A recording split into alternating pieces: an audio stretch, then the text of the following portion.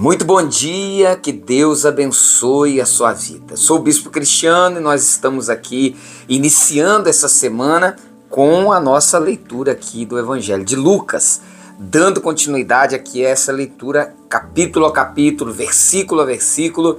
Se você não é inscrito ainda no canal, se inscreva aí agora, deixe o seu like, envie o seu pedido de oração, os seus comentários, tá? Que Deus abençoe essa nossa semana, essa jornada, né, que estamos começando agora. E vamos aqui a nossa leitura, Lucas capítulo 2.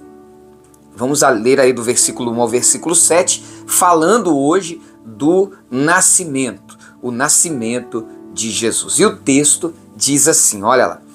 Naqueles dias foi publicado um decreto de César Augusto, convocando toda a população do império para recensear-se. O primeiro recenseamento foi feito quando Quirino era o governador da Síria. Todos iam alistar-se, cada um à sua própria cidade. José também subiu da Galiléia, da cidade de Nazaré, para a Judéia, a cidade de Davi, chamada Belém, a fim de alistar-se com Maria, sua esposa, que estava grávida. Estando eles ali, aconteceu completarem-se-lhe os dias, e ela deu à luz o seu filho primogênito. Enfaixou-o e o deitou numa manjedoura, porque não havia lugar para eles na hospedaria. Muito bem. Então, olha só que tremendo, né? Como Deus faz as coisas. Sabe o que eu gostaria de meditar aqui com você? É que muitas vezes a gente pensa que Deus vai nos guardar, vai nos livrar das dificuldades, das lutas.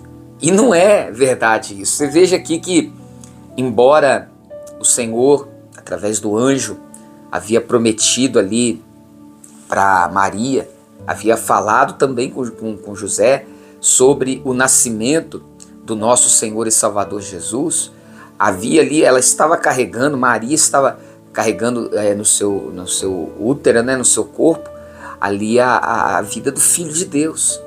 Ela até se alegra, né, por ser ela esse instrumento na mão de Deus. Porém, as coisas não é porque você se dispõe a fazer a vontade de Deus, como Maria fez, que as coisas vão se tornar automaticamente mais fáceis para a gente. Não é assim.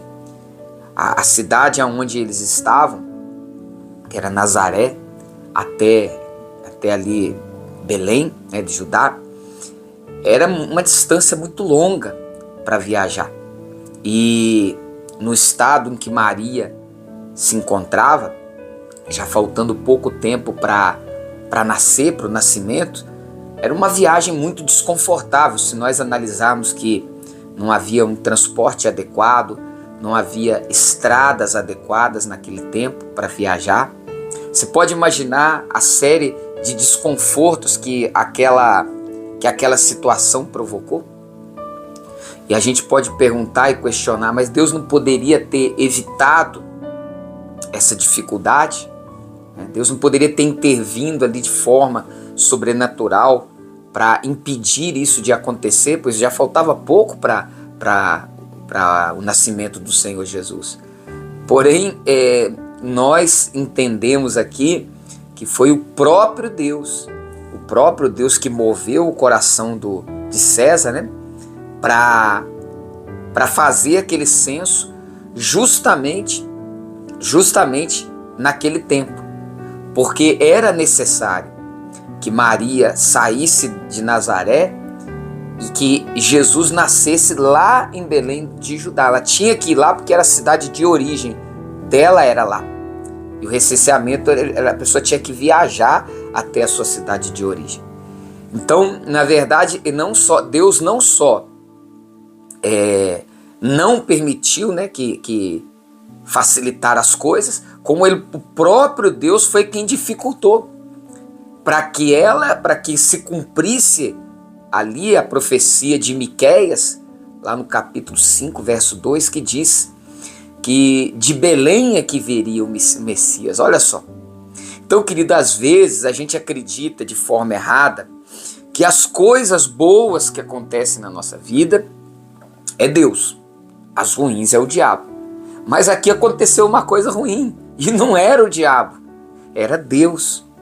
Então, quando nós nos propomos a servir a Deus, quando nós nos propomos a fazer as coisas certas para Deus, não espere ter sempre facilidades. Não. Não é sempre dificuldades também, tá? Não é sempre assim. Mas o que eu quero ressaltar é que a gente não deve esperar que sempre vai haver facilidade, que Deus vai facilitar as coisas, porque não é assim. Muitas vezes ele vai até dificultar algo com o propósito de mudar alguma coisa no nosso coração. Muitas vezes ele vai dificultar uma coisa para que nós possamos sair de um lugar para outro. Sabia? Tem muitas coisas que o próprio Deus provoca para levar-nos ao lugar que ele quer. O lugar que ele quer. Para que a gente continue no centro da vontade dele. E é por isso que nós precisamos ter um coração aberto, um coração sensível para Deus, não ter um coração crítico, que murmura, que vive reclamando, que vive murmurando, que procura somente as facilidades. Nós precisamos ter esse coração aqui, ó. Olha só Maria aqui, que coração, que coisa linda, né?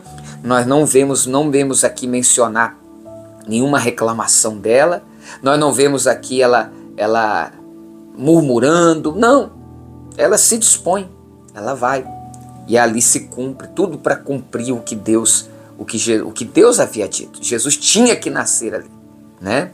E ali não tinha nem lugar para eles se hospedarem, e até Jesus nasce ali numa manjedoura, num lugar bem simples, tá? Porque assim é Ele, assim é Deus, tá? Nosso Deus é assim, Ele habita com o contrito de coração. Nosso Deus é Deus da humildade, não arrogância, tudo isso aí fica. Ele disse, olha, eu dou graça para o humilde. Eu resisto o soberbo, mas eu dou graça para o humilde. O Senhor, Ele quer habitar em você.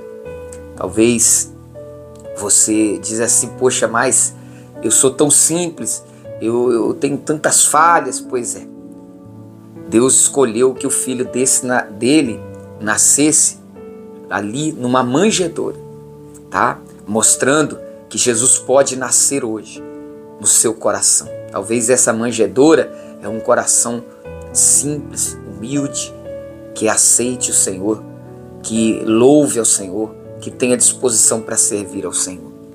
Eu quero deixar essa palavra para a nossa meditação, tá? Eu vou deixar a minha Bíblia ali e vou pegar o meu copo com água. Pegue o seu aí também. Muito bem, já estou aqui com o meu copo com água. Vamos orar? Vamos falar com Deus. Feche os seus olhos. Pai, obrigado por mais um dia. Obrigado por mais uma semana que estamos iniciando. Queremos te pedir que o Senhor nos abençoe essa jornada dessa semana. Assim como o Senhor tem nos sustentado até aqui. Até aqui nos tem sustentado o Senhor. Eu oro para que o Senhor abençoe esse copo com água. E quando essa pessoa beber da água, se ela está doente, cura ela, Pai. As portas que estão fechadas, venha abrir ainda essa semana. Essa pessoa que tem uma causa na justiça, eu oro para que o Senhor coloque a tua mão e venha dar a vitória. Em nome de Jesus, como também te peço, restaura a alegria, restaura a paz, restaura a felicidade nesse casamento que está passando por lutas. Eu oro por aquela avó, por aquela mãe, pai, que tem lutado por um filho que está no vício. O Senhor visite ele agora e cura. Como aquele também que está doente, muito doente. Aquele que está no hospital, aquela pessoa que está no hospital, acompanhando essa mensagem. Meu Deus, toca na vida dela agora e cura ela, em nome de Jesus. Eu repreendo essa doença, eu dou ordem ao mal que saia agora. E declaro sobre a vida dela libertação e cura. Amém e amém. Beba da água e beba com fé. Graças a Deus. Olha, forte abraço, uma semana abençoada para você. Amanhã nós continuamos com a nossa leitura aqui do Evangelho de Lucas. Um abraço.